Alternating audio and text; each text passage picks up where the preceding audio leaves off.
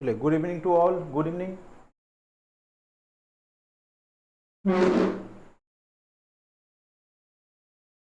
चलिए, आज हम लोग जो है सोशल साइंस अभी पढ़ेंगे। और सोशल साइंस में आज सबसे पहले मैं फिर से एक बार थ्रोली एक सिलेबस जो बीपीएससी के द्वारा स्टेट जो बिहार स्कूल विद्यालय समिति जो भी है बीएसईबी के द्वारा जो दिया गया है सिलेबस जो 9-10 का है उसको मैं करवाऊंगा। और फिर आज आपका टॉपिक स्टार्ट हो जाएगा। पिछले क्लास में भी मैंने सिलेबस को लेकर के चर्चा किया था और आज भी मैं थोड़ा सा चर्चा करूंगा कि आपके जो सिलेबस होंगे वो क्या होगा और आपको कहाँ से पढ़ना है। ठीक है, पैटर्न जो एग्ज़ाम का है, एग्ज़ाम का जो पैटर्न है वो आपका 150 मार्क्स के क्वेश्चन पूछे जाएंगे, जिसमें दो पार्ट होगा, एक 50 नंबर का और दूसरा 100 मार्क्स। ठीक है, 100 नंबर का और 50 नंबर का। फर्स्ट पार्ट में आपके जो 50 नंबर के पूछे जाएंगे उसमें दो सेक्शन होगा। एक आपका जो है टीचिंग एप्टीट्यूड होगा, शिक्षण शास्त्र से जुड़ा हुआ क्वेश्चन पूछे जाएंगे। और दूसरा जो पोर्शन होगा उसमें जीके जीएस, ईवीएस, ठीक है, एनवायरमेंटल साइंस, मैथ और लॉजिकल रीजनिंग। ठीक है, ये आपके 50 नंबर में रहेगा ये सब। 100 नंबर में पूरा आपका 9-10 के जो 9th और 10th का जो सिलेबस है वो मेन रूप से यहाँ पे दिखाया गया है। हिस्ट्री के केस में या जो भी आपका दो सब्जेक्ट यहाँ चूज करने होंगे आपको, सोशल साइंस में है तो हिस्ट्री तो एक लेना ही होगा, या ज्योग्राफी में से कोई, हिस्ट्री या ज्योग्राफी में से कोई एक सब्जेक्ट, और फिर उसके साथ कॉम्बिनेशन में आप जो है पॉलिटिकल साइंस या इकोनॉमिक्स में से कुछ भी आप ले सकते हैं। आपका जब क्वेश्चन पेपर मिलेगा बुकलेट, उसमें चारों पेपर रहेंगे, उसमें से दो सेलेक्ट करके आपको बनाने होते हैं। बस यही सिलेबस है और कल हमने आपको टॉपिक की चर्चा कर ही रखा है। तो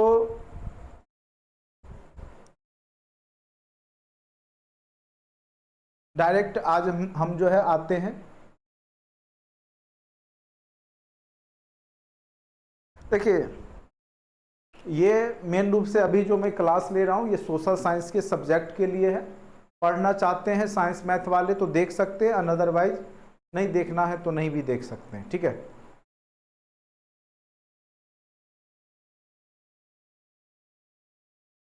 चलिए अब मेन रूप से हम आते हैं कि आप लोग का जो ज्योग्राफी का जो हिस्ट्री का जो पहला टॉपिक है वो वर्ल्ड हिस्ट्री का होगा। और वर्ल्ड हिस्ट्री में भी यूरोप के इतिहास से आपको पढ़ना पड़ेगा भौगोलिक खोज। सबसे पहला जो टॉपिक होगा आपका वो कौन सा होगा, तो भौगोलिक खोज। ठीक है, तो भौगोलिक खोज को आपको अच्छे से आज समझाएंगे, यूरोप के इतिहास के बारे में बताएंगे। जिस प्रकार से आपने मॉडर्न हिस्ट्री में भारतीय इतिहास को पढ़ा, एनिशिएंट में भारतीय इतिहास को पढ़ा, उसी प्रकार से विश्व इतिहास में हम पूरे विश्व के इतिहास को पढ़ते हैं। जो मेन घटना है, पूरा विश्व का इतिहास पढ़ना तो संभव है नहीं, लेकिन जो मेन घटना है जो आपके लिए ज़्यादा जरूरी है उसको हम लोग पढ़ते हैं। ठीक है, तो आज आपका पहला क्लास है। ऐसे हमने इस टॉपिक को पहले भी एक बार बताया था, लेकिन फिर से मैं आज स्टार्ट कर दिया हूँ, जिससे कि आपको जो है, जो लोग नए हैं जो जुड़ रहे हैं, उनको यहाँ पे कोई तरह का दिक्कत नहीं हो।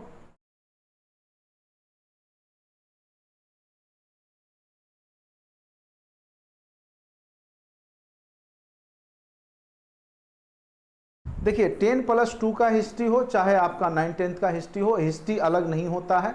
जान लीजिए टॉपिक वही रहते हैं। ठीक है, तो जो भी मैं पढ़ा रहा हूं तो पूरा मैं समग्र पढ़ा दूंगा, उसमें आप 9, 10, 11, 12 आप अपना करते रहिए। मैं सिलेबस आपको ग्रुप में भेज दूंगा, उसमें देख लीजिए कौन सा टॉपिक है नहीं है।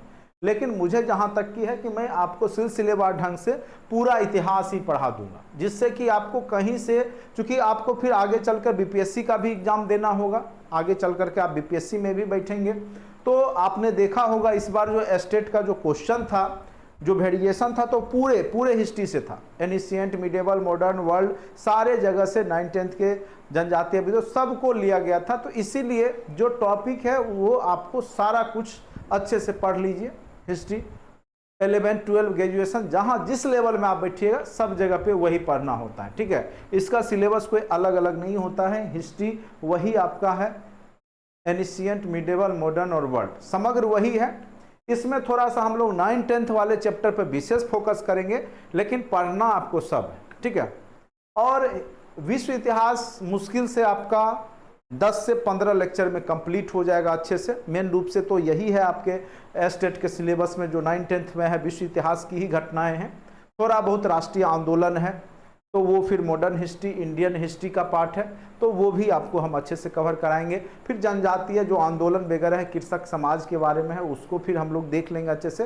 तो अकॉर्डिंग टू सिलेबस, जो आपका सिलेबस कह रहा है वो हम आपको पढ़ाएंगे। 12 का सिलेबस मैं आपको ग्रुप में डाल दूंगा, वो आप लोग देख लीजिएगा, ठीक है। चलिए आज हम लोग पढ़ने वाले हैं यूरोप का इतिहास, ठीक है।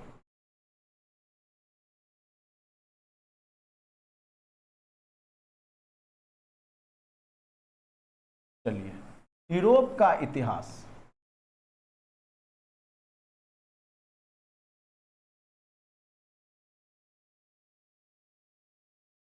आप लोग को स्क्रीन पे दिख पा रहा होगा, नहीं कहेंगे तो इससे भी मैं बड़ा कर दूंगा, थोड़ा सा और बड़ा कर देता हूं जिससे कि आप लोग को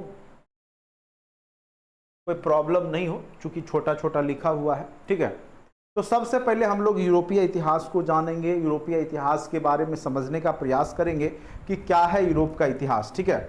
और यूरोप की इतिहास की शुरुआत कैसे होती है, जिस प्रकार से हम लोग अपने भारतीय इतिहास के बारे में सिंधु घाटी सभ्यता से पढ़ते हैं। प्राचीन जो सबसे नदी घाटी सभ्यता सिंधु घाटी सभ्यता है, वहाँ से जिस प्रकार से हम लोग पढ़ते हैं, तो उसी के समकालीन कह सकते हैं या उसके बाद का कह सकते हैं कि यूरोप की सभ्यता है। उससे पहले देखिए जो आदमियों का विकास हुआ, मानव जाति का विकास हुआ है, वो तो लाखों वर्षों से होते आया है, उतना हमें पीछे नहीं जाना है, ठीक है। हाँ 10+2 वाले सिलेबस में जो है उसमें हम लोग पढ़ेंगे, उसमें हम लोग को पढ़ना होगा, ठीक है। तो वो भी मैं टॉपिक आपको जो है जब प्राचीन इतिहास स्टार्ट करूंगा तो सबसे पहले जो होमोसेपियंस या जो भी मानव का जो भी विकास हुआ है, पूरा पाषाण काल, मध्य पाषाण, नव पाषाण काल, तो वो सब पृथ्वी की उत्पत्ति, वो सब उसमें हम लोग देखेंगे, वो 11-12 के सिलेबस में है, ठीक है। तो उसको हम वहाँ पे कर लेंगे। फिलहाल हम लोग यूरोपीय इतिहास पढ़ रहे हैं और यूरोपीय इतिहास की शुरुआत जो होती है वो आप देखेंगे तो लगभग 1000 ईस्वी पूर्व से होता है। जैसे हमारे यहाँ सिंधु घाटी सभ्यता का सर्वमान काल ऐसे आप देखिएगा तो आपको 2200 से 1750 ईस्वी पूर्व माना जाता है, यानी कहीं उससे पुरानी हमारी सभ्यता है। जो भारतीय सभ्यता है सिंधु घाटी सभ्यता, वो यूरोपीय सभ्यता से पुरानी है, चूंकि हम लोग 2000 ईस्वी पूर्व के पहले से ही यहाँ पर जो है अपना विकास का कार्यक्रम स्टार्ट कर दिए थे। विकास हो चुका था, नदी घाटी सभ्यता का विकास हो गया था, जैसा कि आपने पढ़ा है सिंधु घाटी सभ्यता कितनी विकसित सभ्यता थी। लेकिन यूरोप की बात करेंगे तो यूरोप की जो सभ्यता है वो उतनी पुरानी नहीं है, उसके बाद की सभ्यता है। जो हमारी सभ्यता है सिंधु घाटी सभ्यता, उसके बाद की सभ्यता है। और इसको मेन रूप से अगर आप देखिएगा तो इसकी सभ्यता का जो ग्रीक रोमन काल है वो लगभग 1000 ईस्वी पूर्व से वहां पर स्टार्ट होता है। वहां की सभ्यता विकसित सभ्यता के रूप में जानी जाती है, ठीक है। तो प्राचीन काल, यहाँ यूरोप के इतिहास को समझने के लिए आप यूरोप के इतिहास को 3 भागों में बांट सकते हैं। जिस प्रकार से भारतीय इतिहास को समझने के लिए प्राचीन, मध्य और आधुनिक इतिहास में बांट के आपने पढ़ा था कि आरंभिक क्रियाकलाप से लेकर के 8वीं सदी तक प्राचीन काल, 8वीं से 18वीं मध्यकालीन, 18वीं से अब तक का काल आपने आधुनिक काल पढ़ा था। उसी प्रकार से यूरोप के इतिहास को आप 3 कालखंडों में बांट सकते हैं। प्राचीन काल यानी उसका जो आरंभिक क्रियाकलाप जो भी हो, जिस प्रकार से उन्होंने विकास किया, उसको लेकर के 5वीं सदी तक, 5वीं सदी यानी 500 ईस्वी सन, 500 ईस्वी सन तक की घटना जो यूरोप में होगी वो वहां का प्राचीन काल कहलाएगा, ठीक है। 500, ठीक है, 500 ईस्वी सन, 5वीं सदी, मतलब सदी जो होता है वो 100 वर्ष का पीरियड होता है, ठीक है। जैसे अगर हम बोलेंगे 5वीं सदी तो आप समझ जाइए 400 से 500 के बीच का पीरियड। अगर हम बोलेंगे 5वीं सदी तो 400 से 500 के बीच का पीरियड, ठीक है। तो ये सब सदी हो गया, शताब्दी हो गया, तो इन सब तथ्यों को भी आपको इतिहास में समझना होगा। ईस्वी पूर्व मतलब ईसा मसीह को जिस दिन सूली पे लटकाया गया था उससे पहले की घटना। ईस्वी सन यानी आफ्टर ईसा मसीह, जब फिर से वो दोबारा जीवित होते हैं, उसके बाद की घटना एनो डोमिनी कहलाता है। तो ईस्वी सन के रूप में हम लोग पढ़ते हैं। तो यहां पर देखिए सामंत काल, ठीक है, दूसरा जो काल है यूरोप का वो है आपका सामंत काल। दूसरा जो काल है यूरोप का क्या है? सामंत काल। और इसको हम यूरोप का क्या बोलते हैं? अंधकारमय युग भी कहते हैं, क्योंकि यहाँ पे उतना विकास यहाँ पर देखने को नहीं मिलता है, ना साहित्य के क्षेत्र में ना कला के क्षेत्र में, इसीलिए इसको सामंत काल को क्या कहा जाता है यूरोपीय इतिहास में? अंधकारमय युग, ठीक है। और इसका जो सर्वमान्य काल है वो 5वीं सदी से यानी 500 ईस्वी सन से लेकर के 14वीं सदी तक, 14वीं सदी मतलब 1400 ईस्वी सन तक की जो घटना होगी वो यूरोप में सामंत काल के रूप में जाना जाएगा। किस काल के रूप में जाना जाएगा? तो सामंत काल के रूप में जाना जाता है। कई बार क्वेश्चन पूछेगा आपको, यूरोप का आधुनिक इतिहास कब से स्टार्ट हुआ? यूरोप का आधुनिक इतिहास कब से स्टार्ट हुआ? तो याद रखिएगा, जो यूरोप का आधुनिक इतिहास है वो 15वीं सदी से यानी 1500 ईस्वी सन के बाद से यूरोप में जो है आधुनिक काल का स्टार्ट हुआ, यानी मॉडर्न हिस्ट्री यूरोप का। जैसे हम लोग पढ़ते हैं 18वीं से, उसी प्रकार से यूरोप का जो आधुनिक इतिहास है हमारे इतिहास में 18वीं सदी में आता है, लेकिन ये लोग हमसे पहले आधुनिक युग की ओर बढ़ चुके थे, वो था 15वीं से अब तक। जैसे हम लोग 18वीं से अब तक बोलते हैं तो यूरोपीय इतिहास में उसको 15वीं से। तो कई बार पूछेगा कि यूरोप में जो आधुनिक युग की जो शुरुआत हुई वो कब से हुई, कब से आधुनिक युग आया? तो 15वीं सदी के बाद से, 15वीं सदी के बाद से आपका यूरोप में आधुनिक युग का पदार्पण हो गया। ये सब क्वेश्चन डायरेक्ट पूछे जाते हैं। प्राचीन काल आरंभ से 5वीं सदी, सामंत काल या इसको हम लोग अंधकारमय युग भी कहते हैं, अंधकारमय युग, ठीक है। यूरोप में कब से कब तक रहा? तो 5वीं से, या मध्यकाल भी इसको कह सकते हैं यूरोप का। तो ये आपको समझ में आ गया होगा, उम्मीद करते हैं। अब यहाँ पर देखिए, यहाँ पे सबसे पहले हम लोग अंधकारमय युग के बारे में यहाँ लिखा हुआ है। अंधकार युग क्या है? यूरोपीय इतिहास को समझने के लिए सर्वप्रथम यूरोप के इतिहास को कितने भागों में बांटा गया है? तो 3 भागों में। तो ये जो बीच वाला काल है वही उसका अंधकारमय युग है। क्या है? तो अंधकारमय युग है। अब देखिए, सबसे पहले हम लोग प्रारंभिक यूरोप के इतिहास को देखेंगे। प्राचीन काल में यूरोप का इतिहास कैसा था, जब 1000 ईस्वी पूर्व से 500 ईस्वी सन के बीच का वहां का क्या स्थिति था? तो वहां की स्थिति बेहतर थी। जिस प्रकार से प्राचीन भारतीय समाज, जैसे सिंधु घाटी सभ्यता है, चाहे आप देखिएगा मौर्य काल, ये सब जो है आपका उन्नत स्थिति में है। तो उसी प्रकार से आप देखेंगे कि यूरोप का इतिहास भी 500 ईस्वी सन तक बहुत ही उन्नत करता है, उन्नति के रास्ते में रहता है, ठीक है। उसी समय जो है आपका अलेक्जेंडर यानी सिकंदर महान जैसे विश्व विजेता का भी वहां पे जन्म होता है ग्रीक में, ठीक है। तो इस प्रकार से आप देखिएगा कि एक महान सभ्यता का शुरुआती चरण जो है ग्रीक रोमन सभ्यता में आपको दिखाई देगा, लेकिन आगे चल करके फिर ये समाप्त हो जाएगा। ये पूरा घटना कालक्रम आपको बता देंगे, क्योंकि 9th 10th में यही सब आपका टॉपिक है। आप देखिएगा सिलेबस में तो आपको दिखाई दे देगा, ठीक है। तो सबसे पहले हम लोग समझेंगे कि ग्रीक रोमन सभ्यता क्या थी, कब से कब तक रही, कैसे इसका विनाश हुआ। वास्तव में यूरोप की पहली व्यवस्थित सभ्यता जो 1000 ईस्वी पूर्व में जो ग्रीक रोमन सभ्यता के नाम से जानी जाती है, इसका काल जो है 1000 ईस्वी पूर्व से कब तक रहा? तो 500 ईस्वी सन तक, वो पूर्व है और ये 500 ईस्वी सन तक रहा। इस सभ्यता की चर्चा इसलिए होती है कि इसमें जो राजनीतिक, सांस्कृतिक, बौद्धिक जो विकास हुआ वो आने वाले यूरोपीय सभ्यता के लिए आदर्श और प्रेरणा का स्रोत बने। क्योंकि यहाँ पर एक से एक वैज्ञानिक कह सकते हैं, एक से एक थिंकर, विचारक, अरस्तु जैसे विद्वान, सिकंदर जैसे महान योद्धा हुए। तो इसलिए ये जो है अपने आप में राजनीतिक, सांस्कृतिक, बौद्धिक तीनों स्तर पे, चारों स्तर पे जो है श्रेष्ठ बनी रही। उदाहरण स्वरूप इस काल में सिकंदर का नाम जरूर याद रखिएगा, ऑगस्टस सीजर जैसे साम्राज्यवादी हुए, जिनके समय में यूरोप की सीमाएं एशिया से लेकर के अफ्रीका के भी कई क्षेत्रों तक फैली हुई थी, ठीक है। तो ये थोड़ा सा इमेज आप लोग देख लीजिए, अभी भी उसके अवशेष हैं इटली में, रोम में, सब जगह जाइएगा तो तो आपको दिखाई देगा। तो आज भी जो है इनके अवशेष आपको इस तरीका से दिखाई देंगे, जो ग्रीक रोमन काल के ही हैं। ठीक है, ये आपका जो है अलेक्जेंडर है, ऑगस्टस सीजर अलेक्जेंडर, जो कि साम्राज्यवादी रहता है। चलिए, अब साम्राज्य के इस विशाल स्वरूप ने आगे चल करके ब्रिटेन, फ्रांस आदि यूरोपीय देशों को प्रेरित किया। ठीक है, साथ ही सभ्यता के दौरान एथेंस और स्पार्टा जैसे नगर राज्यों में गणतंत्र की संरचना दिखाई देती है। लेकिन अगर पूछेगा कि पूरे विश्व में सर्वप्रथम जो है गणतंत्र का स्वरूप कहां दिखाई देता है, तो वो भारत में लिच्छवी में दिखाई देता है। लिच्छवी गणराज्य के बारे में आप लोगों ने पढ़ा होगा प्राचीन इतिहास में, जो कि वैशाली को ही पहले लिच्छवी कहा जाता था।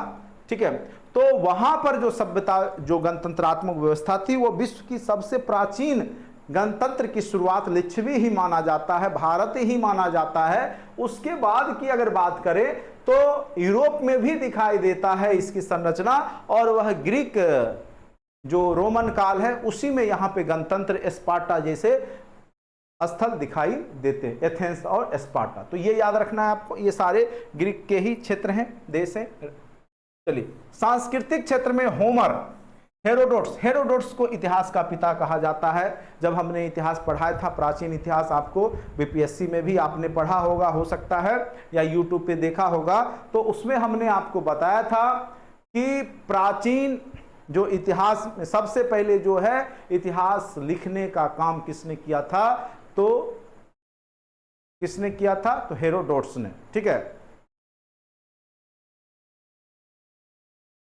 जैसे साहित्यकार हुए सुकरात, प्लेटो, अरस्तु जैसे दार्शनिक हुए। कई बार पूछ देगा सुकरात के बारे में, प्लेटो के बारे में, अरस्तु के बारे में, अलेक्जेंडर। एक शब्द याद रखिएगा आप लोग, एस्पा, SPAA, एस्पा, यानी S फॉर सुकरात, P for Plato, A for अरस्तु, A फॉर अलेक्जेंडर। तो ये आपस में क्या है, शिष्य का क्रम है, यानी सुकरात के शिष्य प्लेटो, प्लेटो के शिष्य अरस्तु के शिष्य अलेक्जेंडर यानी सिकंदर। यानी सभी महान दार्शनिक, थिंकर, विचारक, एक से अधिक विषय के जानकार। चूंकि वह एक समय था जब यहाँ पे 10-10, 20-20 सब्जेक्ट के ये सब जानकार हुआ करते थे, इतने ज्ञानी पुरुष हुआ करते थे, इसीलिए तो इसको महान कहा गया। ठीक है, अरस्तु जैसे दार्शनिक हुए जिनके विचारों में बौद्धिकता एवं तर्कवाद दिखाई देता है। साथ ही आर्किमिडीज का नाम आपने अभी भी आप लोग पढ़ते हैं साइंस में, आर्किमिडीज का सिद्धांत। पाइथागोरस प्रमेय पढ़ते हैं आप लोग मैथ में। जैसे प्रतिभाएं उसी समय में हो गई थी। अब सोच सकते हैं, जैसे भारतीय प्राचीन इतिहास को देखिएगा, आर्यभट्ट ने जीरो की खोज कब कर दिया था, गुप्त काल में ही कर दिया था।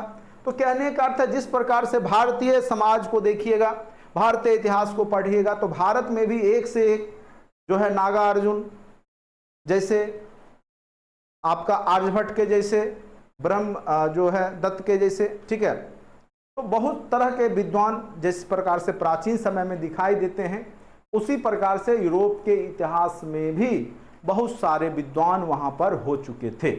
ठीक है, इसीलिए ग्रीक रोमन काल जो है अपने आप में कह सकते हैं कि एक महान काल रहा था यूरोप का। लेकिन यह ज्यादा दिन तक रहता नहीं है, आगे देखिए घटनाएं घटित होगी। देखिए, यूरोप का इतिहास एक बार अच्छे से अगर समझ लीजिएगा तो क्वेश्चन बनाने में आपको कहीं कोई दिक्कत नहीं होगा।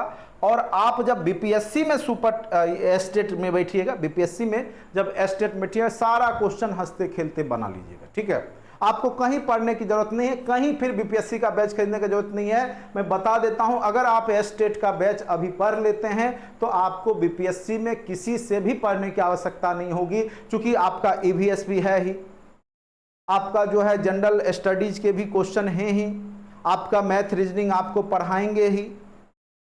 बस वहां भी आपका 40 मार्क्स के जनरल स्टडीज के रहेंगे और 80 नंबर का वहां पे सब्जेक्ट के रहेंगे, और यहां भी वही सिलेबस है। और यहां पे अभी आपके पास टाइम है, अभी आपके पास प्रॉपर टाइम है।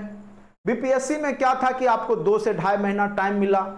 कई लोग 10 दिन पहले, 20 दिन पहले हमसे जुड़े, और हमने हर संभव प्रयास किया कि आपको पूरा पढ़ाएं कंटेंट में भी। तो कई लोग बोलते सर आपने पुराना वीडियो भी दे दिया विश्व इतिहास में।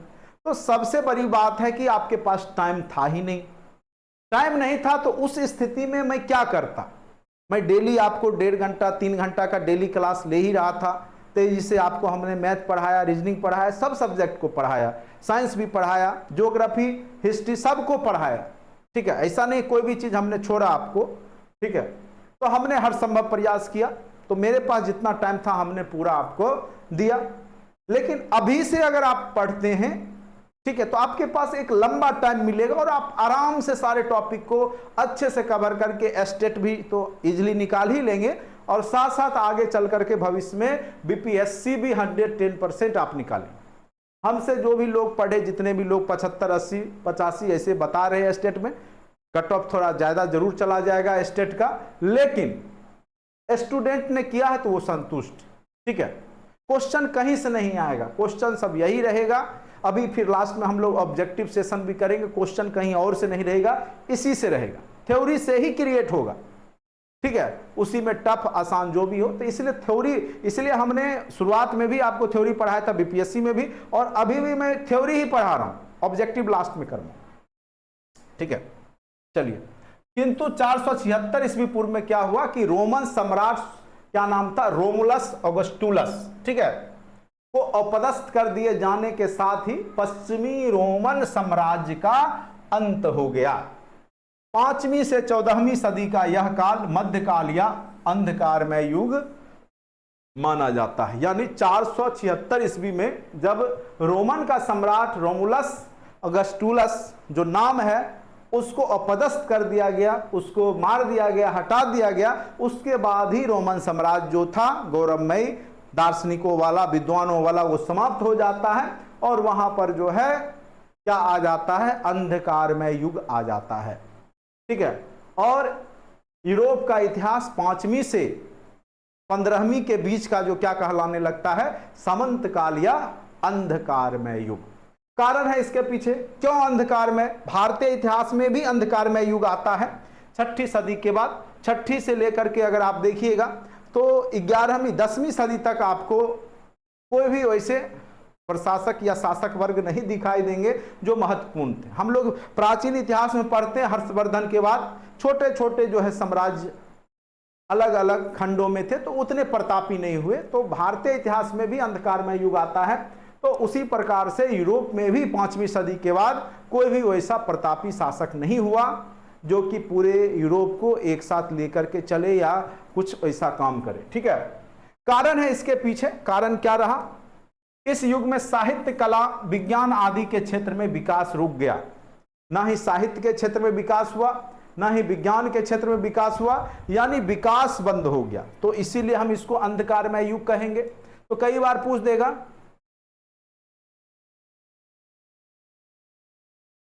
बिल्कुल, जो लोग देखिए कोई भी कंपटीशन होता है उसमें टाइम लगता है। ठीक है, और आप लोग क्या करते हैं कि 1 महीना बचता है। इस बार तो चलिए बीपीएससी ने टाइम नहीं दिया था ज़्यादा, लेकिन फिर भी अगर आप देखिए तो पुराना हो चाहे नया वीडियो, जैसे मैं अभी पढ़ा रहा हूँ फिर पढ़ाऊंगा यही चीज़, तो उसमें क्या अंतर होगा? तो कई लोग, अगर आप फीस देते हैं, फीस भी न्यूनतम फीस जो कि हम लोग लेते हैं, जो कि एक मेरा जो इलेक्ट्रिसिटी चार्ज है, जो नेट चार्ज है, जो इतना मेहनत कर रहे हैं उतना भी फीस नहीं पूरता है। जो सच्चाई है उसको ले करके हम लोग चाहते हैं कि आपको ज़्यादा से ज़्यादा क्वालिटी दें, लेकिन कई लोग को लगता है कि जो हम फीस दिए हैं तो गुरुजी को जो है एकदम परेशान कर दें। तो परेशान करने से नहीं होगा, टाइम देना पड़ता है। एडुकेशन में आपको टाइम लगेगा, मेहनत करना होगा। गुरुजी के भरोसे केवल रहिएगा तो नहीं होगा, आपको खुद भी अलग अलग तरीके से सोचना होगा, दिमाग को एनालाइज करना होगा, अपने ब्रेन को विकसित करना होगा। रटने वाला काम सबसे पहले बंद कर दीजिए अगर अब आप टीचर भी बनना चाहते हैं।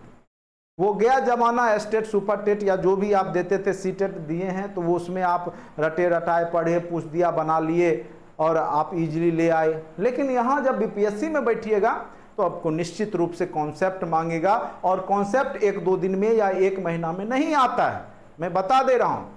ठीक है, उसके लिए आपको लंबा टाइम देना पड़ेगा। और वो अभी से, जिनको टीचर बनना वो आज से लगिए, अभी से लगिए, तब जा करके भविष्य में कुछ उम्मीद कीजिएगा, नहीं तो फिर पछताइएगा, रोते रहिएगा, कोई देखने वाला नहीं है। यूनानी और रोमन साहित्य कला विज्ञान के क्षेत्र में नवीन खोजों का प्रयास का सिलसिला रुक गया। यानी जो नवीन खोज था, जो नए नए खोज थे, नए नए साहित्य की रचना थी, वो बंद हो गई। क्यों? क्योंकि सामंत का युग आ गया, मानव बुद्धि के ऊपर क्या हो गया, साथ साथ जो धर्म जो है यहाँ पर सबसे आगे हो गया। अब वहां पे यूरोप में पोप पादरियों का शासन चलने लगा, पोप पादरी शोषण करने लगे, तो स्वाभाविक सी बात है कि मानव बुद्धि जो है वहां भ्रष्ट हो जाएगी। पोप पादरियों के हिसाब से दुनिया चलने लगा यूरोप का। संकुचित चर्च के प्रभाव में आकर के यूरोपवासी ने राजनीतिक, सामाजिक और आर्थिक जीवन पर जो है धर्म का कब्जा हो गया। कोई भी चीज है, कलाकार अगर चित्र भी बनाएगा तो वो धर्म को ही डेडिकेटेड करेगा कि ऊपर वाले ने ही बनाया है, अपना नाम नहीं रखेगा, व्यक्तित्व का विकास नहीं होगा। जैसे हम पढ़ा रहे हैं तो हम अपना नाम से पढ़ा रहे हैं, नहीं प्रभात नाम है मेरा, हम पढ़ा रहे हैं, ठीक है, तो नहीं ईश्वर पढ़ा रहे हैं, हमारे अंदर ज्ञान ईश्वर दे रहे, कलाकारी। तो इस तरह की मानसिकता जो है पोप पादरियों के द्वारा बना दी गई, ठीक है। तो व्यक्तित्व जो विकास होता है वो यहाँ पे कम दिखाई देने लगा। सब कुछ धर्म के धुरी के इर्द गिर्द ही घूमने लगा, ठीक है। सब कुछ को धर्म से ही जोड़ा जाने लगा। जो भी आप कर रहे हैं, जो भी हो रहा है, सब कुछ धर्म से। और उससे क्या हुआ कि यूरोप का जो है 5वीं से 14वीं सदी के काल के बीच में क्या हुआ कि पूरा अंधकारमय युग हो गया। ना ही साहित्यिक विकास हुए, ना ही सांस्कृतिक विकास हुआ, ना ही कला के क्षेत्र में विकास हुआ, मतलब अस्थिर हो गया, ठीक है। तो यही इस काल का जो है प्रमुख कह सकते हैं अंधकारमय युग का कारण था। अब कुछ विशेषताएं देखिए हर एक युग का होता है, बुरे व्यक्तियों की भी कुछ विशेषताएं होती है। तो अंधकारमय युग का भी कुछ विशेषता है। क्या विशेषता है उसको देखिए लाइन बाय लाइन। ये सारे एनसीईआरटी बुक से हमने कलेक्शन किया है, बस हम आपको समझा रहे हैं। बाकी ये सारे डेडिकेटेड टू एनसीईआरटी बुक या जो भी आप 9th 10th के बुक से ही हमने इसको लिखा है, बनाया है, ठीक है। फ्रेंक जाति के वीर विजेता और शक्तिशाली शासक का क्या नाम रहता है? शार्लमा। ये क्वेश्चन पूछेगा कि शार्लमा ने किस साम्राज्य की स्थापना की थी, उसका क्या नाम था, यह क्वेश्चन पूछा हुआ है। फ्रेंक जाति के वीर विजेता और शक्तिशाली शासक जो शार्लमा रहता है, जिसका शासन पीरियड कब से है 742 से 814 ईस्वी सन, ने एक नए शक्तिशाली साम्राज्य की स्थापना की। इसके अंतर्गत फ्रांस, जर्मनी, रोम, इटली का बड़ा भाग सम्मिलित था। यानी पूरे क्षेत्र में इसने शासन किया यूरोप का, जो कि फ्रांस, जर्मनी और इटली तक फैला हुआ था। शार्लमा का यह जो साम्राज्य था कैरोलिंगियन साम्राज्य के नाम से जाना जाता था। तो यह क्वेश्चन पूछेगा अगर कि शार्लमा का यह साम्राज्य किस नाम से जाना जाता था।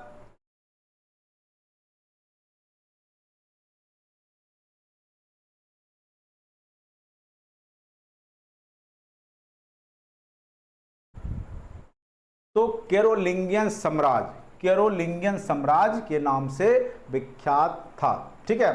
शार्लमा ने, याद रखिएगा, जो शार्लमा ने फ्रांस, जर्मनी, रोम, इटली पे एक साम्राज्य बनाया, स्थापित किया, उसका क्या नाम था? तो कैरोलिंगियन, याद रखिएगा, ठीक है। और शार्लमा ने उस समय जो ईसाई जगत का जो धर्मगुरु, जो पोप कहलाता था, उसकी अधिसत्ता को स्वीकार कर लिया, पोप को अपने से ऊपर बना लिया। इससे प्रसन्न हो गया पोप पादरी जो भी होता है ईसाई धर्म में, धर्म प्रचारक। लियो तृतीय नाम था, क्या नाम था उसका? लियो तृतीय। उसको इसने क्या कर दिया कि उसको अपना क्या बना लिया? देखिए, धर्मगुरु बना लिया। क्रिसमस के दिवस 800 ईस्वी सन को शार्लमा को सम्राट के रूप में घोषित कर दिया। और इससे खुश होकर के लियो तृतीय, जो वहां का पोप था, जो कि पूरे यूरोपीय कह सकते हैं कि जो साम्राज्य है कैरोलिंगियन, उसका धर्मगुरु जो था लियो तृतीय, उसने इसको सम्राट के रूप में घोषित कर दिया। किसको? तो शार्लमा को, याद रखिए, ठीक है। 814 ईस्वी में शार्लमा की मृत्यु के पश्चात ही उसका साम्राज्य क्या हो गया? छिन्न भिन्न हो गया, ठीक है। और बर्बर आक्रमणकारियों ने यूरोपीय राज व्यवस्था को नष्ट कर दी और यूरोप में पुनः क्या होगा? तो यूरोप में पुनः राजनीतिक अराजकता फैल गई, ठीक है। बर्बर जातियों का आक्रमण से केंद्रीय व्यवस्था नष्ट हो गई, लोगों का जीवन कष्टमय हो गया। शांति व्यवस्था भंग हो गई, ठीक है, जान माल की सुरक्षा अहम आवश्यकता बन गई। ऐसी परिस्थिति में एक नई व्यवस्था का उदय हो गया, छोटे छोटे शासक का उदय हो गया, अपने अपने क्षेत्रों में शासन करने वाले व्यक्ति विशेष का उदय हो गया, जिसने कि वहां पर जमीन पे आधारित, वहां के भूमि पे आधारित जो है शोषण करना शुरू कर दिया। ठीक है, तो आप याद रखिएगा कि आधुनिक युग के बाद जब प्राचीन युग जो है उसके बाद जो युग आता है वो जो है वो अंधकारमय युग आता है, समंत युग आता है। क्यों आता है?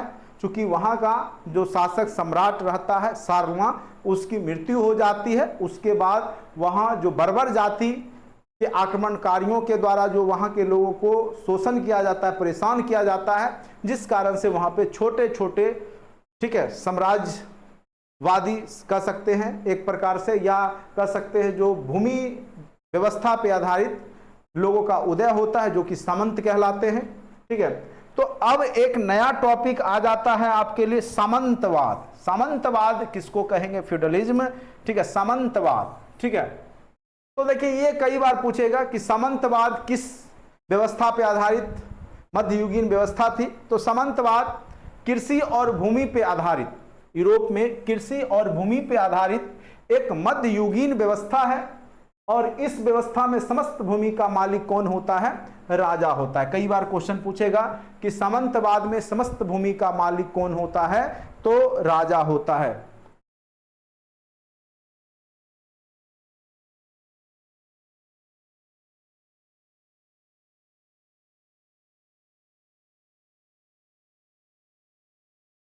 ठीक है, तो याद रखिएगा जो आपका सामंतवाद होता है उसमें समस्त भूमि का मालिक राजा होता है। ठीक है, उसके नीचे पदानुक्रम में अनेक सामंत होते थे, जैसे कि ड्यूक, अर्ल, बैरन, नाइट, ये सब सामंत को ही नाम दिया गया था। सामंत सुरक्षित मेन यानी गढ़ी जो होता था, घेराबंदी, उसमें रहते थे और उस आसपास के क्षेत्र में शासन करते थे। ठीक है, यूरोप में यह व्यवस्था पुनर्जागरण के पूर्व तक चलती रही और इस व्यवस्था के क्या परिणाम आए उसको देखिए। इस व्यवस्था के परिणाम में हुआ वर्ग विभेद बढ़ गया, क्योंकि सामंतवाद अपने आप को श्रेष्ठ मानेंगे, जो कृषक समाज होगा उसको नीचा दिखाएंगे, तो यहाँ पर वर्ग विभेद देखने को मिलेगा। जिस प्रकार से आप देखिएगा भारतीय इतिहास में जातिवाद, ठीक है, शुरुआत होती है उत्तर वैदिक काल में, विभिन्न जातियों का निर्माण होता है, ठीक है, जन्म के आधार पर। उसी प्रकार से यहाँ पर भी, ठीक है, यूरोपीय इतिहास में भी जो है आपको वर्ग विभेद यहां पर देखने को मिलेगा। शोषण की प्रक्रिया बढ़ी, सामंतों के द्वारा शोषण किया जाने लगा। आर्थिक, स्वाभाविक है कि आर्थिक अवनति होगी। व्यापार वाणिज्य का ह्रास होगा, चूंकि सामंत अपने क्षेत्र में दूसरे लोगों को व्यापार करने नहीं देते थे, आने नहीं देते थे, किले बंद रहते थे, रास्ता ब्लॉक कर देते थे व्यापारियों के लिए। फिर केंद्रीय शक्ति भी धीरे धीरे, चूंकि सामंतवादी आया, छोटे छोटे शासक ही अपनी शक्ति बढ़ाने लगे, तो जो मेन केंद्रीय शक्ति होगा वो स्वाभाविक है कमजोर हो जाएगा, जो कि हर्षवर्धन काल के बाद भारतीय इतिहास में भी आपको दिखाई देता है। प्रगतिशील विचारों का कुंद हो जाना, जो विचार थे खुले विचार, प्रगतिशील विचार, वैज्ञानिकों वाले विचार, ठीक है, वो अब यहां पर दिखाई देना बंद हो गया। ठीक है, अब थोड़ा सा ये इनको देखिए जो कि ईसा मसीह हैं, इनके बारे में थोड़ा सा संक्षिप्त में जान लीजिए। चूंकि यूरोप के इतिहास को पढ़ रहे हैं, ईसवी सन यही यीशु मसीह के ही नाम से है ईसवी, और आपको पता होगा यूरोप में जो है इन्हीं को देवता की तरह पूजा जाता है, ईसा मसीह को ही ईसवी सन जो आया है यहीं से आया है। ठीक है, तो इनका जो जन्म होता है वो कहाँ होता है, किस काल में होता है वो देखिए। लगभग 2000 वर्ष पूर्व रोम के सम्राट ऑगस्टस सीजर के शासन काल में जूडिया के बेथलेहम एक जगह है। कई बार पूछेगा ईसा मसीह का जन्म कहाँ हुआ था, तो जूडिया के बेथलेहम में हुआ था नामक नगर में। जीसस क्राइस्ट इनका नाम था, ईसा मसीह जिसको हम लोग बोलते हैं, इनका बचपन का नाम जीसस क्राइस्ट था, ने एक नए धर्म का उपदेश दिया। कालांतर में यह धर्म ईसाई धर्म के नाम से विख्यात हुआ और अपने उदार और सर्वग्राह्य, मतलब सभी लोग को अच्छा लगता था इनका उपदेश के कारण यह धर्म शीघ्र ही व्यापक बन गया और पूरे समस्त यूरोप में इस धर्म के मानने वाले लोगों की संख्या में इजाफा यानी बढ़ोतरी होने लगी। ठीक है, आगे चल करके फिर क्या होगा, जब रोम का सम्राट बनता है कॉन्स्टेंटाइन। कब बनता है वो देखिए। यही सब क्वेश्चन फिर यहां से उठाएगा आपके एग्जाम में, बीपीएससी के एग्जाम में। रोमन सम्राट कॉन्स्टेंटाइन ने, क्या नाम रहता है, रोमन सम्राट कॉन्स्टेंटाइन, 324 ईस्वी में ईसाई धर्म को रोम का राजधर्म घोषित कर दिया। तो राजधर्म घोषित हुआ यानी पूरे रोम का अब धर्म क्या हो गया, ईसाई धर्म हो गया। अनेक चर्च स्थापित हुए, वहां पे पोप समस्त जो ईसाई, जो इटली रोम का जो पोप होता है पूरे ईसाई जगत का धर्मगुरु होता है। जैसे आप इस्लाम में होंगे तो इस्लाम वाले का क्या होता है कि जो आपका तुर्की के जो खलीफा होते थे वो पूरे विश्व के मुसलमानों के धर्मगुरु हुआ करते थे। उसी प्रकार से ईसाई धर्म में जो है इटली यानी रोम के जो धर्मगुरु होते थे वही पूरे ईसाई जगत के जो यूरोप के धर्मगुरु कहलाते थे। ठीक है, धीरे धीरे पोप की सत्ता बढ़ती गई तथा इनका राजनीतिक पर प्रभाव भी बढ़ता गया और कालांतर में चर्च शोषण और विलासिता का केंद्र बन गया। और यही स्थिति उत्तर वैदिक काल में ब्राह्मणों की भी थी। ठीक है, देखिए पूरा विश्व कहीं ना कहीं एक शोषक और शोषित वर्ग में बटा हुआ रहा है, शुरुआत से भी, अभी भी है।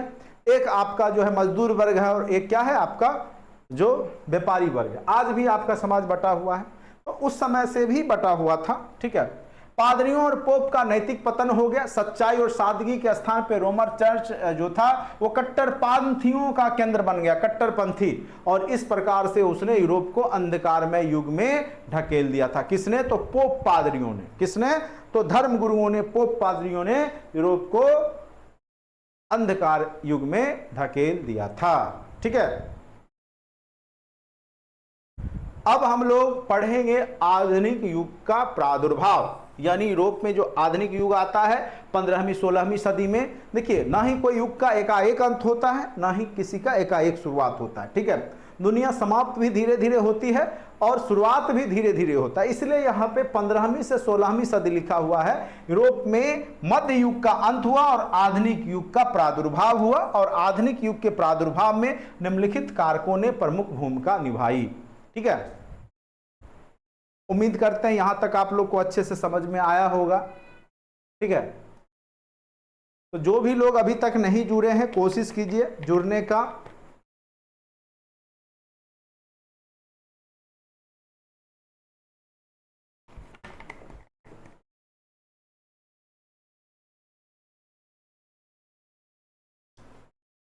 जो लोग बीएड कर रखे हैं 1 to 5 में बैठे थे तो उधर तो अब कम ही चांस है। सुप्रीम कोर्ट ने आज फिर जो है उस केस को जो है ये कर दिया है। ठीक है, तो मुश्किल है अब डीएलएड वालों को ही उस पर कब्जा मिलेगा 1 to 5 में, फतह उनकी ही लग रहा होगी। देखते हैं आगे, लेकिन अभी तक जो निर्णय आ रहा है उसके हिसाब से तो आप लोग अभी से जो है 6 to 8 की भी बहाली फिर आएगी ही, फिर आपका स्टेट होगा ही। तो कम से कम आगे की तैयारी जो है रणनीति उसको आप सही से अपनाइए और एस्टेट को भी हल्का से नहीं लीजिएगा, कह देते हैं। क्योंकि बिहार में जो है एडुकेशन का माहौल चेंज होने वाला है। बिहार में योग्य शिक्षकों की बहाली होने वाली है अब, और बिहार को अब जाके समझ में आया है कि शिक्षा का क्या महत्व होगा। ठीक है, इसीलिए सबसे पहले वो योग्य टीचर का खोज कर रहा है। पहले क्या था, क्वांटिटी बढ़ाना था, बच्चों को स्कूल तक पहुंचाना था। वो बच्चे अब स्कूल तक पहुंच गए हैं। अब बच्चों को क्वालिटी देगा बिहार सरकार, तो निश्चित रूप से जो है सबसे पहले टीचर में वो क्वालिटी देखेगा। ठीक है, ये नहीं कि आराम से जो है बिना कॉन्सेप्ट बिना, और जब तक कॉन्सेप्ट नहीं होगा टीचर के पास तो वो बच्चों को क्या देगा। तो इसीलिए आपके कॉन्सेप्ट की जांच कर रहा है। आज साइंस में मैं बता दूं, साइंस में मुश्किल से लोगों ने जो आपका जो 10+2 या 9-10 में है 35, 40, 45, 50 पे आउट हो रहे हैं, उससे ज़्यादा उनका स्कोर नहीं हो रहा। इसके पीछे रीजन क्या है कि साइंस को उन्होंने साइंस की तरफ पढ़ा ही नहीं है, या पढ़ा भी है तो वो कंटिन्यू नहीं रखा है। अब टीचर बनने वाले हैं तो उनको तो इतिहास पढ़ाना नहीं है थ्योरी, उनको तो समझाना होगा कॉन्सेप्ट। ऐसे तो इतिहास में भी कॉन्सेप्ट सब एक दूसरे से जुड़ा हुआ है। लेकिन तो कई लोग बोलते हैं कि वैसा करना होगा तो हम IAS IPS क्यों नहीं बनेंगे। तो बन जाइए भाई, आपको लगता है कि इतना ही पढ़ने से आप IAS बन जाते हैं तो बन के देख लीजिए। BPSC का एक छोटा मोटा अधिकारी भी बन जाइए, तब आपको पता चल जाएगा कि वहां कितना पढ़ना होता है, और लगभग सैलरी थोड़ा बहुत का ही अंतर है। ठीक है, अगर आप 10+2 में भी अगर जाते हैं तो 50+ सैलरी, वही सैलरी बीडीओ और सीओ को है, आरओ को है, तो सैलरी तो लगभग वही देगा। तो आप में क्वालिटी तो खोजेगा ना। वहां प्री मेंस इंटरव्यू तीनों राउंड से गुजरना होता है। यहाँ आपके पास 35,000 40,000 सीट रहता है, 70,000 सीट है, तो आप परेशान है। वहाँ 300 सीट के लिए अभी 69 में आया, 400 सीट है। उसमें कितने जो IAS IPS जो तैयारी कर रहे हैं बरसों से, वो आकर के बैठेंगे। दिल्ली के मुखर्जी नगर वाले सब, यूपी बिहार सब जगह के लोग आते हैं, उसका कंपटीशन सोचिए कितना होता होगा। तो सब बात को देखिएगा, तो कोई क्वालिटी ऑफ एजुकेशन के लिए आपको पढ़ना जरूरी है, और सरकार बहुत सही कदम उठाया। कम से कम इस कारण से भी बच्चों में एक नॉलेज अध्ययन करने का जो है एक कहते हैं ना ये होगा। ठीक है, 15वीं से 16वीं सदी में यूरोप में मध्य युग का अंत एवं आधुनिक युग का प्रादुर्भाव हुआ। आधुनिक युग के प्रादुर्भाव में निम्नलिखित कारकों की अहम भूमिका रही। सबसे पहला कारक होगा पुनर्जागरण। नाम से क्लियर है, फिर से जागना, पुनर्जागरण। ठीक है, यानी जो आप पहले से विकसित थे, फिर आप क्या हो गए, जैसे आप लोग शुरुआत में पढ़ने में अच्छे होंगे, बीच में पढ़ाई लिखाई त्याग दिए, फिर अब आपको बीपीएससी का बहाली आया, तो फिर आप क्या हो गए, पुनर्जागृत हो गए, हमको पढ़ना है, हमको कुछ करना है। तो उस स्थिति में आप पुनर्जागरण कह सकते हैं उस कॉन्सेप्ट को। धर्म सुधार आंदोलन, जो धर्म में जो गंदगी आ गई, जो पोप पादरियों ने जो पाखंड करना शुरू कर दिया, ठीक है, लोगों को परेशान करना शुरू कर दिया, तो उसमें सुधार की बात होगी। राष्ट्रीय राज्यों का उद्भव होने लगेगा, यानी राजा जो होगा वो लोकतंत्र की व्यवस्था में आने लगेगा। मध्यम वर्ग जो होगा, व्यापारी वर्ग, उसका उद्भव होने लगेगा। औद्योगिक क्रांति आने लगेगी, लोग उद्योग धंधा पे विशेष जोर देने लगेंगे, और वैज्ञानिक आविष्कार और भौगोलिक खोज यहां पर शुरुआत हो जाएगा। तो ये सब कारणों ने ही यूरोप में आधुनिक युग की शुरुआत कर दी। सबसे पहले लोग क्या हो गए, पुनर्जागृत हो गए। दूसरा, धर्म सुधार उन्होंने कर लिया, जो भी आडंबर था, पाखंड था धर्म में, उसको उन्होंने दूर कर लिया। तीसरा, उन्होंने अपने राष्ट्र राज्यों का उदय करना शुरू कर दिया। चौथा, मध्यम वर्ग जो व्यापारी वर्ग है, जैसे इंग्लैंड में गोरखपुर क्रांति आपने पढ़ा होगा। फिर आगे चल करके औद्योगिक क्रांति, वाणिज्यवाद के जगह व्यवसाय वाणिज्य जो है उसके जगह औद्योगिक क्रांति हो जाता है। आगे वैज्ञानिक आविष्कार और भौगोलिक खोज तो तीव्र हो ही गए थे 15वीं 16वीं सदी में यूरोप में। ठीक है, तो इन सब कारणों ने यूरोप को आधुनिक युग में परिवर्तित कर दिया। अब आते हैं भौगोलिक जो खोज हुए उसके क्या कारण थे, क्यों जो है वहां पे लोगों ने भौगोलिक खोज करना शुरू कर दिया। तो आपको पता होगा कि जब कस्तूनिया का पतन होता है 1453 ईस्वी में, यानी जो भूमध्य सागर वाला जो क्षेत्र था जिसके रास्ते यूरोपवासी एशिया में पहुंचते थे, उस पे जब तुर्क मुसलमान खलीफाओं का जब वहां पे कब्जा होता है तो वो यूरोप वासियों को वहां से व्यापार करने से रोक देते, जिस कारण से उन्होंने दूसरा रास्ता यूरोप वासियों ने खोजना शुरू किया, और वो रास्ता था समुद्र का रास्ता। ठीक है, तो भूमध्य सागरीय जलमार्ग पर तुर्कों का अधिकार भी प्रमुख कारण था। अभी आपको पढ़ने का क्या कारण, यही कारण है कि बीपीएससी ने टाइट एग्जाम लिया, क्वेश्चन टाइट दिया, इसीलिए पढ़ रहे हैं। वही पूछ देता लूसेंट वाला तो आप काहे पढ़ते, आप बस रट के चले जाते और आप फिर पास कर जाते। तो स्वाभाविक सी बात है, कोई ना कोई कारण बनता ही हर एक घटना का। ठीक है, तो भूमध्य सागर जलमार्ग पर तुर्कों का जब अधिकार हो गया, रास्ते बंद हो गए, तो दूसरा रास्ता तो खोजना ही था। दिशा सूचक यंत्र के भी आविष्कार हो गए, डायरेक्शन उत्तर में जा रहे हैं, दक्षिण में जा रहे हैं, पूरब में जा रहे हैं, तो वो सूचक जो यंत्र होता है उत्तर, नॉर्थ पोल, साउथ पोल बताने वाला दिशा सूचक यंत्र की खोज हो गई। हल्के जहाज जो थे, जो पहले भारी भरकम जहाज थे, तो अब हल्के जहाज बनाए जाने लगे जो लंबी दूरी तक जा सकते थे। ठीक है, क्योंकि मोटर का तो आविष्कार हुआ नहीं था, तो उसको समुद्र में ले जाने के लिए भी मेन पावर चाहिए था, तो हल्के जहाज ज्यादा दूर तक जा सकते थे। उसके बाद यूरोप में 14वीं सदी में आर्थिक मंदी यानी आर्थिक संकट का भी प्रभाव था। लोगों के पास वहां पे गरीबी, भूखमरी, बिहार में गरीबी भूखमरी होता है तो क्या करते हैं, जाते हैं ना कहाँ चले जाते हैं? दिल्ली बम्बई कमाने के लिए। पंजाब हरियाणा में गरीबी आता है तो कहाँ जाते हैं? कनाडा यूरोप पहुंच जाते हैं। तो उस समय जो यूरोप में गरीबी आई तो वो खोजने लगे किधर व्यापार करें, कहाँ से लाके सामान बेचे, क्या करें कि जो है हमारी आर्थिक स्थिति बेहतर हो। तो उन्होंने व्यापार जो है का रास्ता अपनाया और इसके पीछे वहाँ का आर्थिक संकट भी कारण था। घर में आपको संकट आएगा, आर्थिक पैसा नहीं रहेगा तो आप क्या पढ़ाई कीजिएगा? आप छोड़ छाड़ के कहीं काम धंधा पकड़ लीजिएगा, व्यापार करने लगिएगा, कुछ भी कीजिएगा और आगे बढ़िएगा। ईसाई धर्म का प्रचार यहाँ पर मेन। अब देखिए जो ईसाई धर्म के जो पोप पादरी थे उनको अपना जो मिशनरियाँ होती थी उनको अपना धर्म प्रचार भी करना था, पूरे विश्व में ईसाई को एकदम मैं करना। तो धर्म गुरु का क्या काम है? चाहे हिंदू धर्म के ही, अभी देखिए जैसे बाबा बागेश्वर हैं तो वो केवल हिंदू धर्म के बारे में बोलेंगे, उनका प्रचार प्रसार अपने धर्म, सभी लोग अपने अपने धर्म, जो भी धर्म से जुड़े हुए हैं बाबा लोग तो अपने धर्म का ही, क्योंकि वो जानते हैं उस धर्म से अगर हम जुड़े हैं, ठीक है, तो उन्हीं से रोजी रोटी भी चलने वाली है, तो वो जिंदा रहना चाहिए। कोई भी है, कोई भी व्यक्ति अपना जो है जिसके लिए वो अपना त्याग दिया है, ईश्वर भक्ति में कई लोग त्याग दिए हैं, तो वो चाहेंगे कि और भी लोग इससे जुड़े जिससे इसमें सम्मान मिले, ठीक है। तो पंडित और ब्राह्मणों को भी तभी सम्मान मिलता है जब उसमें लोग जुड़ेंगे, ठीक है, जो उनको चाहने वाले होंगे, जो उनको समझने वाले होंगे, उनको मानने वाले होंगे, तो स्वाभाविक सी बात है, ठीक है। तो ईसाई धर्म का भी प्रचार का उद्देश्य यही था कि ज्यादा से ज्यादा तक लोग जो है ईसाई धर्म को जाने। स्पेन और पुर्तगालों की स्थिति, जो उसका भौगोलिक स्थिति था पुर्तगाल और स्पेन का, वो समुद्र के किनारे था और वहाँ जो बंदरगाह था जहाँ किनारे वो जहाज लगता वो बहुत ही बेहतर था। वहाँ के लोग ऐसे भी जो है समुद्र में जो है नाविक अच्छे हुआ करते थे, तो इनको थोड़ा सा यहाँ पे आसानी हुई। धर्म युद्ध और स्पेन का पुनर्विजय, ठीक है, धर्म युद्ध हुआ और स्पेन यहाँ पे फिर से विजित हो जाता है। राष्ट्र राज्यों का उत्कर्ष हुआ। मानसून की जानकारी, मानसून पवनों की जानकारी, कॉम्पिटिटिव माहौल, कौतूहल की भावना, आपस में कंपटीशन, हम भी उससे बेहतर करें, ठीक है।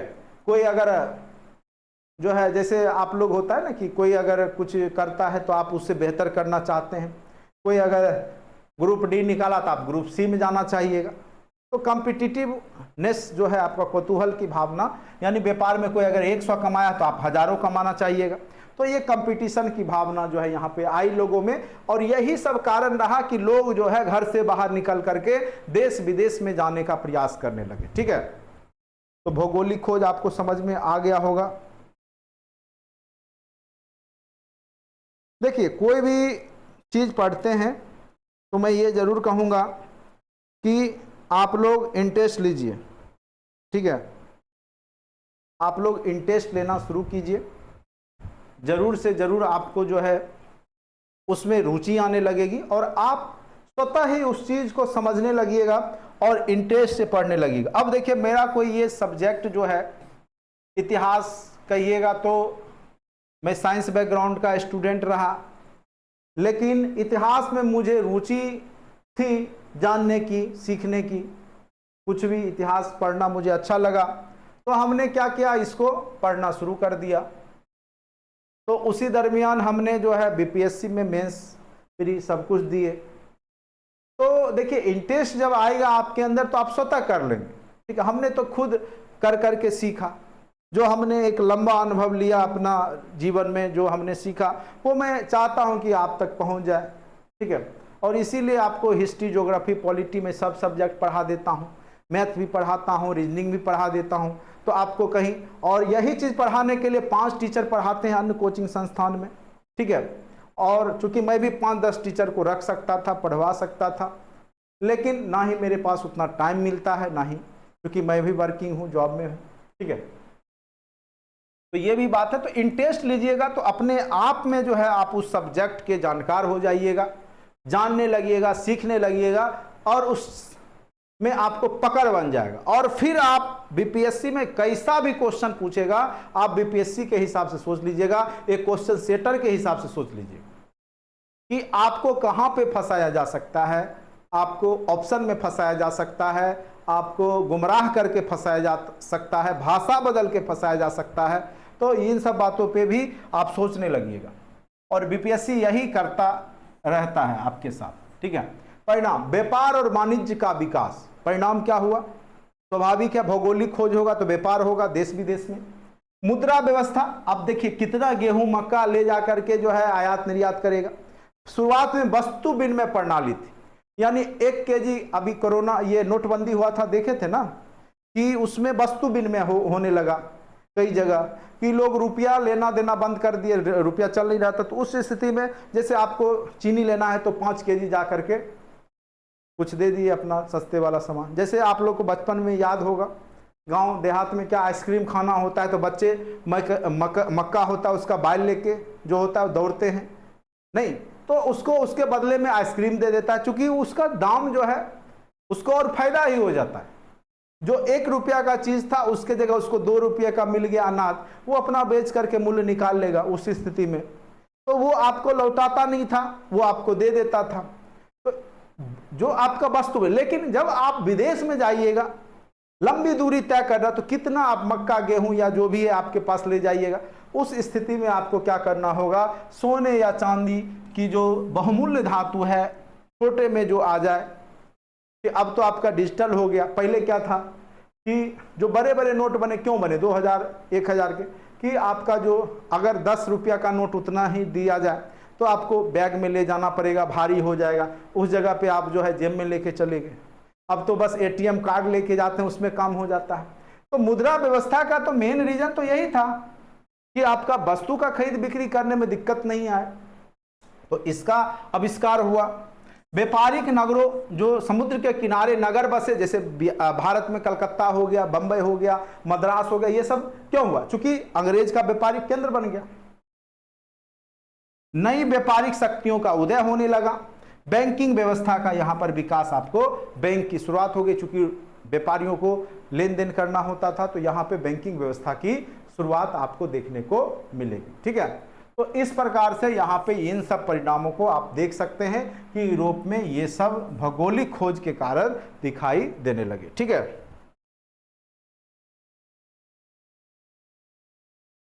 अब एक शब्द आया वाणिज्यवाद का विकास। वाणिज्यवाद क्या होता है कि राजाओं के संरक्षण में जो व्यापार होता है उसको वाणिज्यवाद कहते हैं, ठीक है।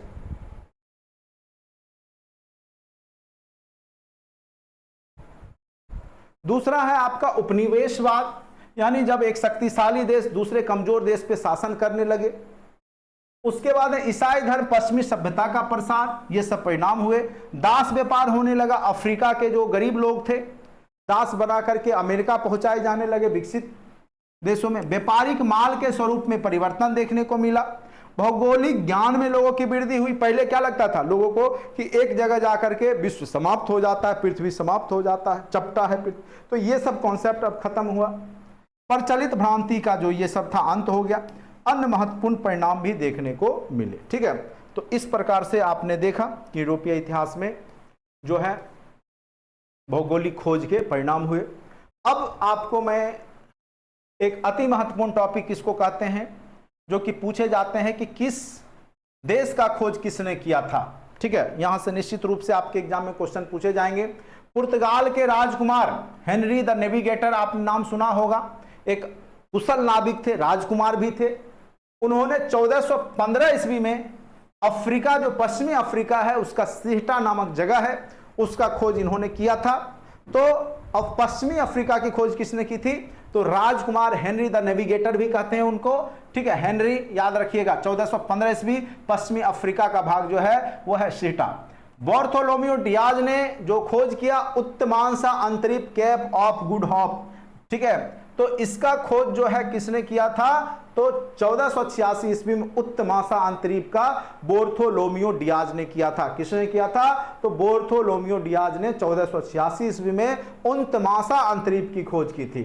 वास्को डी गामा जो पुर्तगाली था, वास्को डी गामा कहां का था? तो पुर्तगाल का था, और इसने 1498 ईस्वी में भारत की खोज की। इसीलिए आपके एग्जाम के लिए यह सबसे महत्वपूर्ण क्वेश्चन बन जाता है। वास्को डी गामा ने किसकी खोज की थी? चूंकि भारत के समुद्री मार्ग की खोज की थी। ये भारत तो पहले से भी था, भारत की खोज पूछ देता है या बोल देते हैं, लेकिन होना चाहिए वास्तव में भारत के लिए समुद्री मार्ग की खोज किसने किया था? तो वास्को डी गामा ने, पुर्तगाली जो था, 1498 ईस्वी में भारत की खोज किया था। ठीक है, अब आते हैं कैब्राल। कैब्राल जो ब्राजील का है, कैब्राल कहां का है? ब्राजील का है। 1500 ईस्वी में इसने ब्राजील की खोज की। अति महत्वपूर्ण क्वेश्चन है, पूछे जाएंगे। कोलंबस जो कि स्पेन का निवासी है, इसने अमेरिका का खोज 1492 ईस्वी में कोलंबस ने किया। कई जगह इसको जो है जेनेवा एक जगह है, ठीक है, उसका भी बताया गया है। तो स्पेन रहे तो स्पेन मार दीजिएगा, अगर जेनेवा दे दे जगह तो उसको भी मार सकते हैं। मूलवासी कहा जाता है इसमें, लेकिन मतभेद है। ठीक है, कई इतिहासकार इसको स्पेन बताते हैं, कई इसको जेनेवा बताते हैं। तो कन्फर्म जो है अभी तक इतिहासकार भी नहीं हुए हैं। तो इस स्थिति में आप देख लीजिएगा ऑप्शन कौन सा है, जो भी ऑप्शन रहे वो मार दीजिएगा, तो कोई एक ही ऑप्शन देगा। मैगलन जो है 1519 ईस्वी में पूरे विश्व का चक्कर लगाया था। और फिलिपाइन द्वीप की खोज किसने की थी? तो मैगलन ने। तो कई बार पूछा है क्वेश्चन कि पूरे विश्व का चक्कर लगाने वाला पहला व्यक्ति कौन है, तो याद रखिएगा मैगलन। और इसने प्रशांत महासागर का भी चक्कर पूरा लगा लिया था। ठीक है, और पैसिफिक ओशियन का नाम देने वाला यही व्यक्ति है, प्रशांत महासागर। चलिए, जॉन कैबोट जो कि इंग्लैंड का है, इसने न्यू फाउंडलैंड की खोज 1497 ईस्वी में कर दी। कॉर्टेस ने 1519 ईस्वी में मैक्सिको की खोज किया। कार्टियर ने कनाडा की खोज 1534 ईस्वी में किया। इसको आप लोग अच्छे से एक बार देख लीजिएगा, महत्वपूर्ण है। कैप्टन कुक, ये कई बार पूछे गए हैं कैप्टन कुक के बारे में। ऑस्ट्रेलिया की खोज और न्यूजीलैंड, क्योंकि ऑस्ट्रेलिया के नीचे में न्यूजीलैंड है, तो ये दोनों की खोज कैप्टन कुक ने ही किया था। और 16वीं शताब्दी के आसपास का लगभग दुनिया की जानकारी पूरे यूरोप वासियों को हो चुकी थी। ठीक है, अब ये रास्ता है, नोट्स में अच्छे से दिया गया है, आप लोग देख लीजिएगा पूरा नोट्स में। 1492 ईस्वी में कैसे आया? तो कोलंबस जो है डायरेक्ट जो है यहाँ पर उत्तरी अमेरिका का द्वीप है वहाँ पहुँचता है। फिर आपका जो है ये जो आपका इधर देखिए, ये जो ग्रीन वाला है ये भारत पहुँचेगा, देखिए, ठीक है, यहाँ पर देखिए ब्लू वाला। तो ये आपका कौन सा है? Vasco D gamma. तो कैसे गया? अफ्रीका होते हुए आपका यहाँ पर पहुँचता है, ठीक है, भारत पहुँचता है।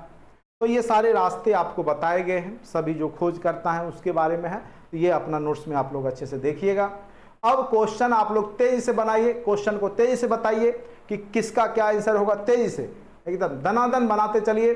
चलिए, सबसे पहला का आंसर क्या होगा, जल्दी से बताइए। वास्को डी गामा कहाँ का यात्री था? बताइए क्वेश्चन का आंसर क्या होगा। वास्को डी गामा कहाँ का यात्री था? तेजी से आंसर दीजिए। चलिए, ऑप्शन नंबर बी बिल्कुल सही जवाब है, पुर्तगाली था। वास्को डी गामा 1498 ईस्वी में भारत पहुंचा था। याद रखिएगा, वास्को डी गामा कहाँ का था? तो पुर्तगाल का था। 1498 ईस्वी में भारत पहुंचा था, इसलिए इसका एग्जैक्ट आंसर क्या हो जाएगा? पुर्तगाल। ठीक है, नेक्स्ट क्वेश्चन पे आते हैं। नेक्स्ट क्वेश्चन बताइए, यूरोप वासियों ने दिशा सूचक यंत्र का उपयोग कहां से सीखा? तो ये याद रखिएगा, जो यूरोप वासी थे उन्होंने दिशा सूचक यंत्र का जो उपयोग करना सीखा था वो अरब वासियों से सीखा था। किससे सीखा था? तो अरब वासियों से इसने सीखा था। एकदम याद रखिए, रट्टा मार के रखिए, ये सब क्वेश्चन आपको पूछेगा। धर्म युद्ध क्या था, किनके किनके बीच हुआ था? ऐसे तो इस्लाम और ईसाई भी हो सकता है ऑप्शन में, लेकिन यहाँ पे आप याद रखिएगा जो ईसाई जो लोग थे और तुर्की मुसलमान थे उनके बीच में हुआ था। तो और ऑप्शन यहाँ पे है नहीं, हिंदू बौद्ध जैन तो वहाँ थे नहीं। तो यहाँ पर एग्जैक्ट आंसर आपका हो जाएगा ऑप्शन नंबर ए, क्योंकि यहाँ पे इनमें से कोई नहीं और एक से अधिक वाला ऑप्शन है नहीं, इसीलिए आपको कंफ्यूजन की बात ही नहीं है, चार में से ही कोई होगा। चलिए, कोलंबस मूल निवासी, अब देखिए इसमें कंफ्यूजन है कहाँ का था। तो कई किताब में जेनेवा का भी बताया गया है, कई किताब में स्पेन भी बताया गया है, इसमें विवादित चल रहा है। फिलहाल स्पेन में ही हम टिक लगा करके छोड़ देते हैं। हेनरी द नेविगेटर राजा था, कहाँ का था? तो पुर्तगाल का था। कहाँ का था? तो पुर्तगाल का राजा था हेनरी द नेविगेटर। ठीक है,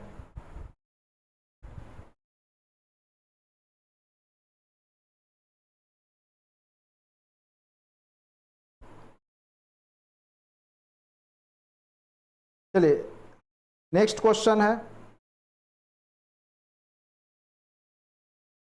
हम नोट्स जो है आपको ग्रुप में भी भेज दिए हैं, जो लोग है तो अपना ग्रुप में भी नोट्स मिलते रहेगा, फिर बाद में कंबाइन करके आपको दे देंगे, तो आप लोग अपना प्रिंट भी करवा लीजिएगा, ठीक है, जिससे कि आपको दिक्कत नहीं होगा। चलिए उसके बाद आते हैं एस्ट्रोलोब किस प्रकार का यंत्र था, तो ये याद रखिएगा, ये सब डायरेक्ट एनसीईआरटी बुक के क्वेश्चन है। तो ये आपको क्या था, तो दिशा बताने वाला या अक्षांश बताने वाला, बताइए ये क्या चीज का एस्ट्रोलोब किस प्रकार का यंत्र था, तो ये अक्षांश बताने वाला यंत्र था। दिशा बताने वाला तो दिशा सूचक होता है, तो अक्षांश बताने वाला यंत्र था, ठीक है। नेक्स्ट क्वेश्चन, कैरोलिंगियन साम्राज्य का सम्राट कौन था, बताइए, हमने बताया बहुत अच्छे से, बताइए, तो याद होगा आपको शार्लमा ने ही एक विशाल साम्राज्य फ्रांस, जर्मनी, इटली, रोम सब में स्थापित किया था, इसलिए आंसर क्या हो जाएगा आपका, शार्लमा, कैरोलिंगियन साम्राज्य यही था ना। नेक्स्ट क्वेश्चन पे आते हैं, क्वेश्चन नंबर 8 पे आते हैं, सामंतवाद व्यवस्था में भूमि का मालिक कौन होता है। अभी तुरंत हमने बताया सामंतवाद व्यवस्था में भूमि का मालिक क्या होता है, कौन होता है, तो भूमि का मालिक इसमें राजा होता है। कौन होता है सामंतवाद व्यवस्था में, भूमि का मालिक कौन होता है, तो राजा होता है। नेक्स्ट क्वेश्चन पे आते हैं, नेक्स्ट क्वेश्चन है आपका, भौगोलिक खोजों के परिणाम स्वरूप किस वर्ग को सबसे अधिक फायदा हुआ। तो भौगोलिक खोज होगा तो एक वर्ग होगा जो व्यापार करेगा, उसी को फायदा होगा सबसे ज्यादा, यानी आंसर हो जाएगा आपका व्यापारी वर्ग। मार्टिन लूथर कहाँ का रहने वाला था, मार्टिन लूथर जो आपको पता होगा 95 थीसिस धर्म सुधार आंदोलन जब हम लोग पढ़ेंगे आगे तो वहां भी आएगा ये टॉपिक अच्छे से। तो मार्टिन लूथर याद रखिएगा जर्मनी का था, कहां का था, तो जर्मनी का था मार्टिन लूथर। अति महत्वपूर्ण क्वेश्चन।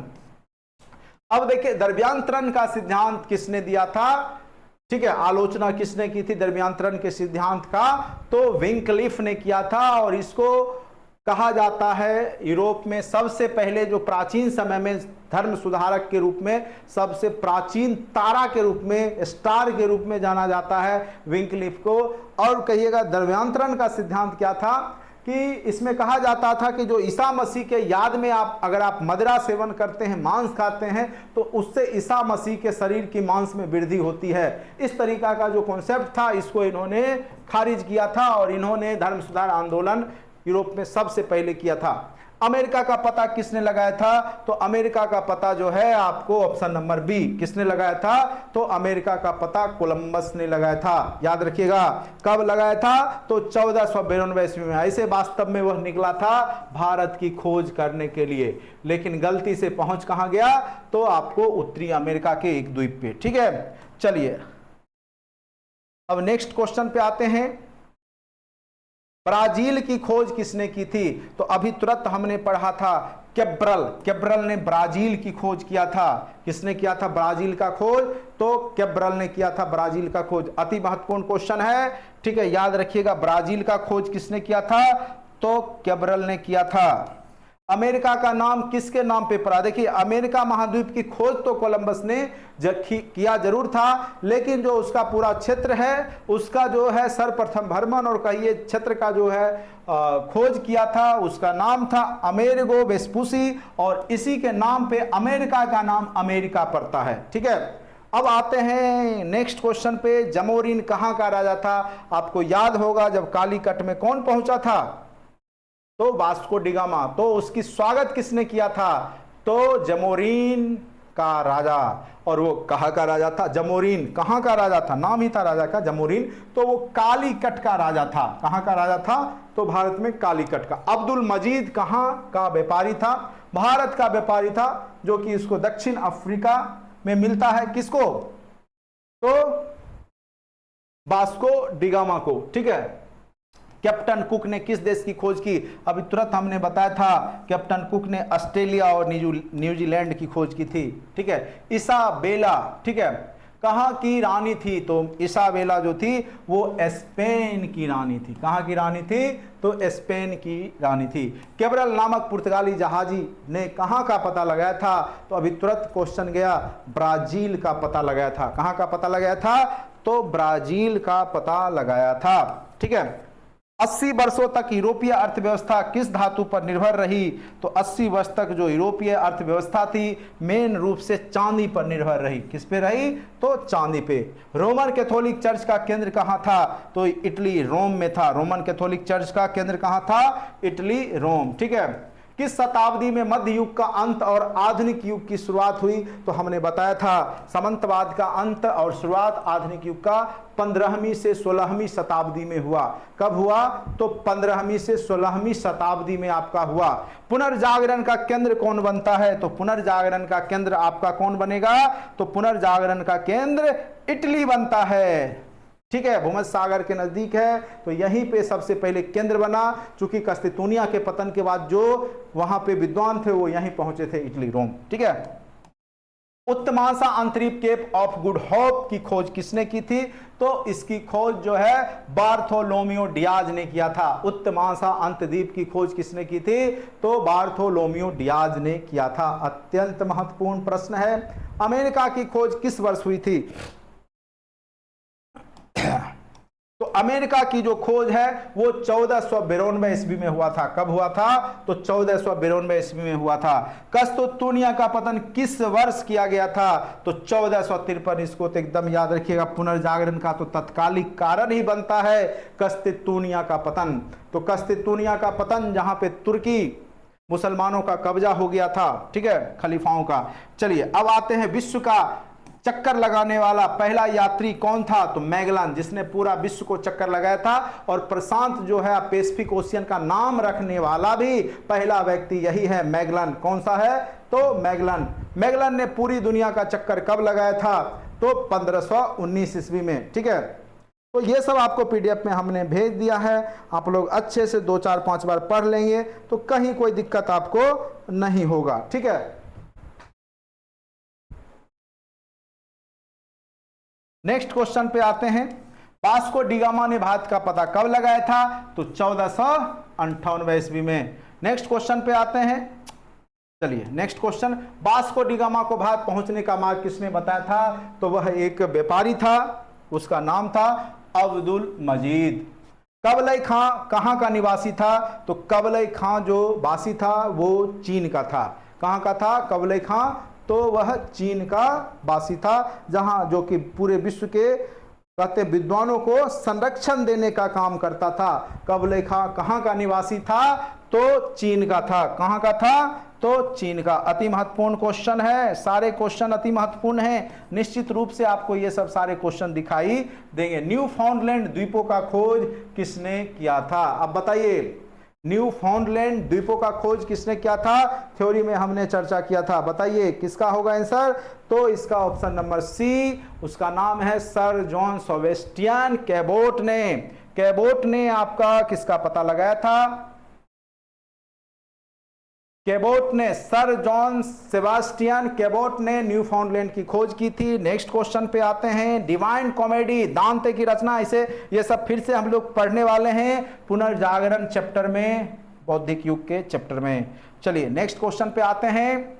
सेंट पीटर का गिरजाघर कहाँ स्थित है? तो अंदाजा भी लगा सकते हैं कहाँ पे होगा सेंट पीटर का? तो रोम में। कहाँ पे?